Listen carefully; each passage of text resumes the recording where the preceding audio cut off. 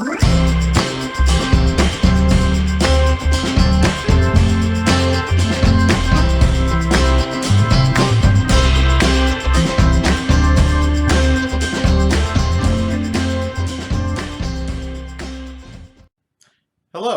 and welcome to the Gamer's Closet. I'm your host, Douglas Weed, and today we're going to be talking about 13 Dead End Drive from Milton Bradley Games. This game was released in 1993. It seats 2 to 4 players, runs for about 45 minutes of game time, and is rated for ages 9 and up.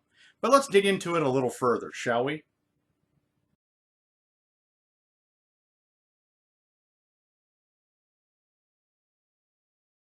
See you later, Chef. The game's 13 Dead End Drive, where you can get rich by accident. It's nighty-night for the hairdresser. Someone will inherit a fortune, but everyone's dying to bump you off. A little trip for the fortune teller. First out of 13 Dead End Drive, while their picture is above the mantel, wins. Lights out for the boyfriend. The fun's alive with 13 Dead End Drive. 13 Dead End Drive is a social deduction game and a roll, spin, and movement game released by Milton Bradley in 1993. In this game, rich Aunt Agatha has passed away without any surviving relatives, so now her fortune is up for grabs. Her 12 friends and employees are all anxiously awaiting the reading of her will, but it says that only one of them will inherit her fabulous wealth. She has left her estate to her most favorite person, or cat, and that is the person whose portrait is shown hanging on the wall. Will that be you? This game has been released in multiple languages, including Spanish, Italian, Swedish, and Greek.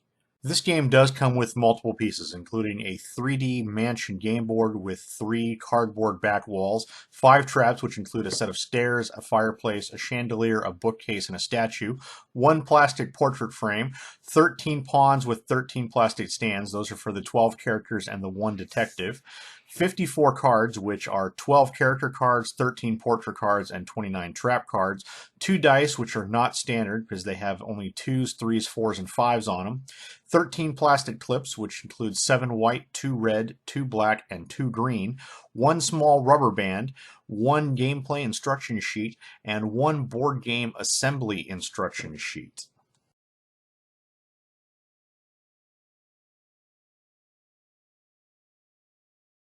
All players should face the front of the fully assembled mansion as it is pictured in this and the following picture. Place all of the actual player pawns on the red starting chairs around the table, and place the detective pawn on the starting space on the game board on the outside of the house.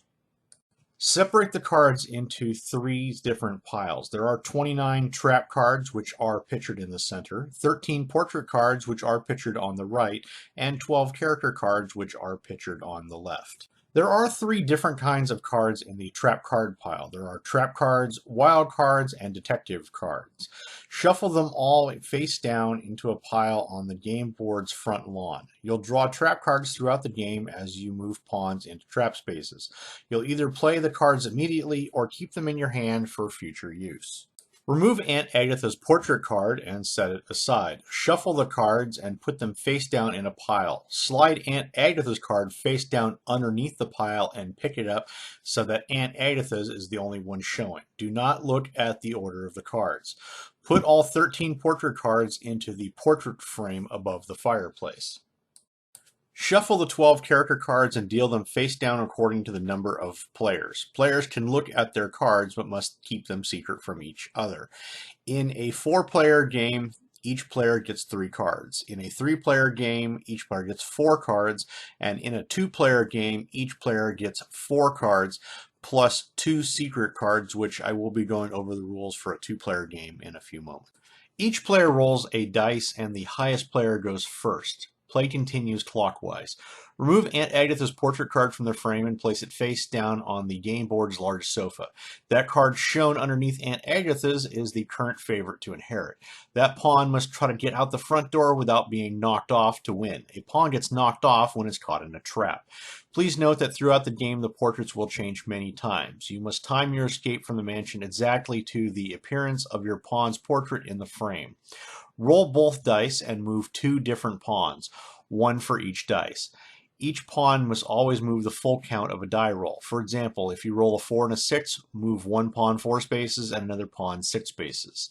You may move any pawn on the game board, not just your own. Keep your own pawn secret so you can escape more easily when your own portrait is shown in the frame. Try to move opponents' pawns into trap spaces to knock them off. Each space on the game board counts as one space on the dice. Pawns may move vertically or horizontally, but never diagonally. All pawns must be moved off the red chair starting spaces before any pawn can be moved either a second time or onto a trap space. A pawn cannot land on or pass through the same space twice during the same move. Pawns cannot land on or pass through a space occupied by another pawn or any furniture pictured on the game board, such as tables, sofas, chairs, vases, desks, and so on. The exception to this rule is that pawns may move on the red chair starting spaces only if blocked by another pawn. Pawns may move on top of rugs. Pawns cannot pass through any walls on the game board, which are the thick black lines. If you roll doubles, you have a couple of options. First, you may change the portrait. Move the portrait card currently showing to the back of the deck in the frame and reveal a new portrait card underneath. If you don't want to change the portrait, you do not have to. Second, either move one pawn the total amount of both dice or move 2 pawns as normal. Your turn ends after you move a pawn or pawns, depending on the situation.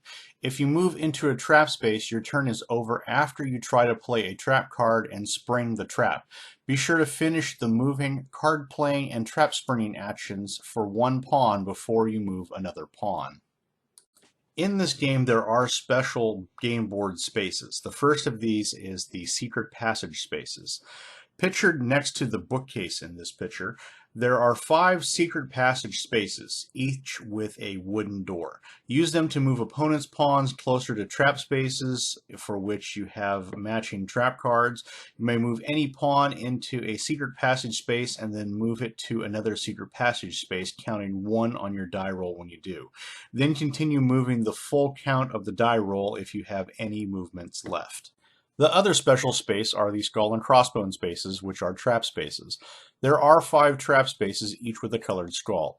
Use these trap spaces to knock off your opponent's pawns. You may move any pawn onto a trap space by landing on it by exact count. Once on a trap space, you will need a trap card to spring the trap.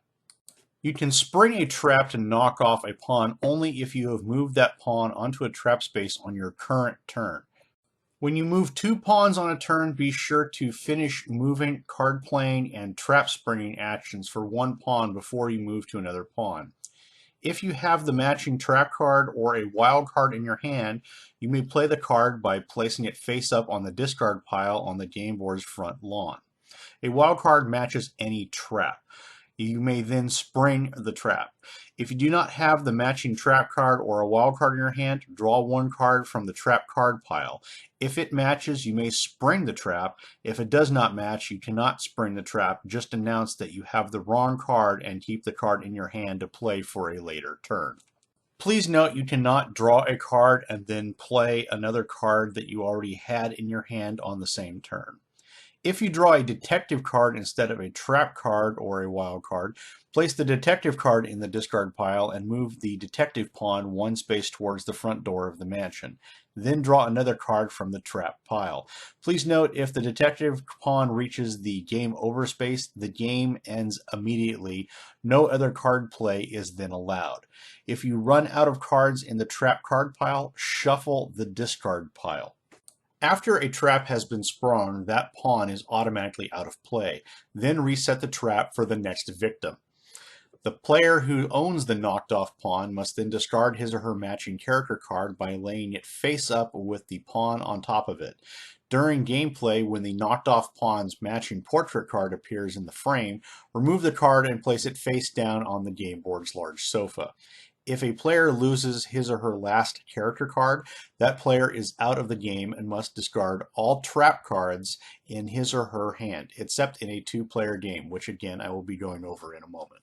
Since you don't want other players to know which pawns are yours, you may bluff by moving pawns other than your own towards the mansion's front door. You can also bluff by moving your own pawns onto trap spaces.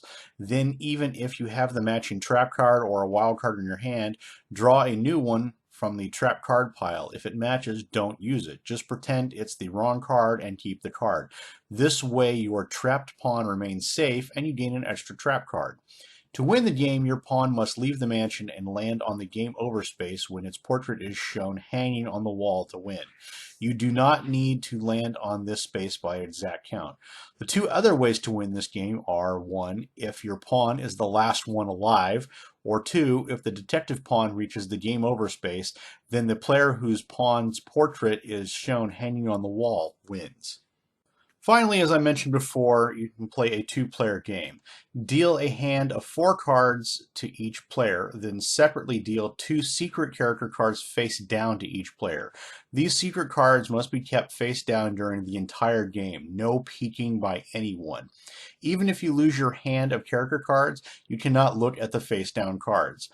Players play as the normal with all 12 pawns. If a player loses his or her last character card, both players continue playing until one of the following situations happens. 1.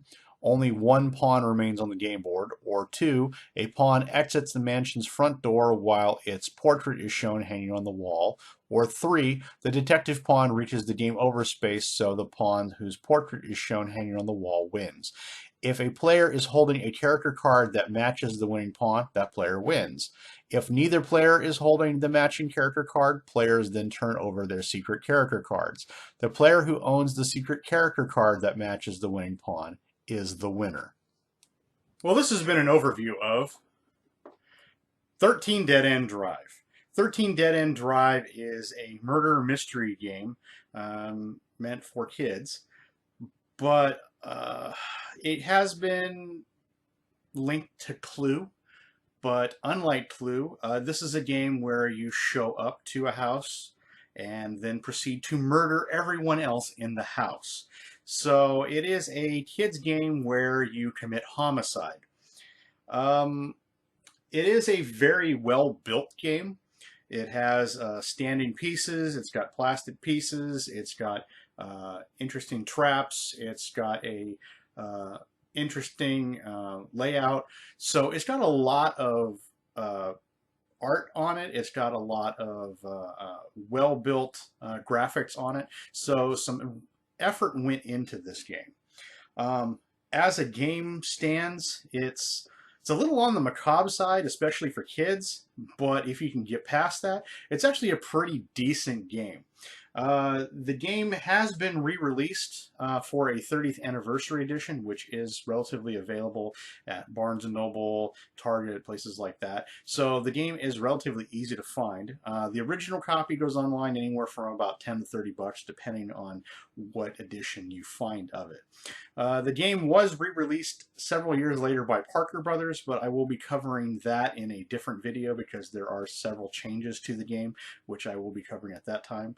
But as for the Milton Bradley one, it is actually a pretty solid game. The game itself is relatively easy to pick up. It's not very hard, so kids shouldn't have a problem playing it. It does have about 10 to 15 minutes of setup time, though, which is not always the friendliest to family nights and things of that nature. But if you can get past the long setup time, it is a decent game. So if you haven't played 13 Dead End Drive before, I would recommend giving it a shot. It is a really strange game that Milton Bradley put out where you commit murder, but it is a solid game. So if you haven't played 13 Dead End Drive before, I do recommend playing this game. Well, that's it from us here at the Gamer's Closet. We'd like to thank you for checking out our video on 13 Dead End Drive from Milton Bradley Games.